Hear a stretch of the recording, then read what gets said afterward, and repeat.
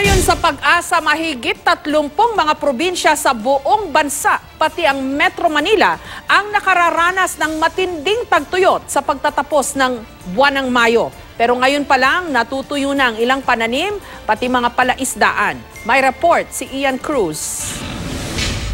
Bukod sa mga palayang nagsisimula ng matuyo dahil sa nararanasang El Niño phenomenon sa bansa, nagsimula na ring matuyo, maging ang ilang palaisdaan. Sa norte, sino mag-aakalang dati palang palaisdaan ang ginawang playground ng mga batang ito sa barangay Ubagan sa bayan ng Santo Tomas sa La Union. Sa tindi ng nararanasang init, nagsimula na ring magkabitak-bitak ang dating basang lupa. Maging ang sapang ito sa barangay Masikong, San Fernando City, nagsimula na ring matuyo.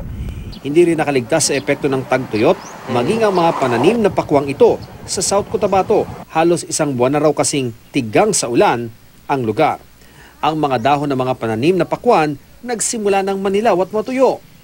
Ang mga bunga naman, kung hindi maliliit, nabubulok na. Kaya ang ilang nagtatanim, napipilitan na lang i-harvest agad ang mga bunga bago pa masira.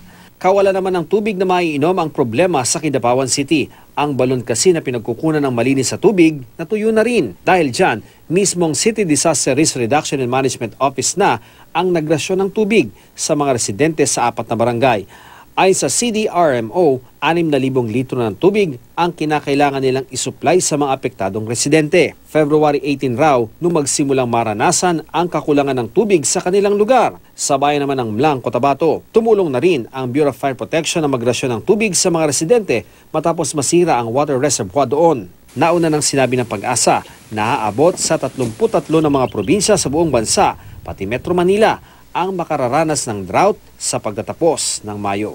Well, mayroon tayong isang binabantayang bagyo. Ito ay nung pang isang linggo. Ito ay isang malakas na bagyo ngayon pero unti-unti itong hihina dahil sa epekto ng hangin amihan. Ang ibig sabihin nito, kapag ito ay humina at hindi tumama sa kalupaan, walang dadaling ulan nito sa alinmang bahagi ng ating bansa. Kung hindi magbabago yan, kung wala tayong nakikitang bagyong papasok at magpapaulan, talagang asahan natin na mas madaragdagan pa yung bilang ng mga probinsyang makakaranas ng drought o yung tagtuyot.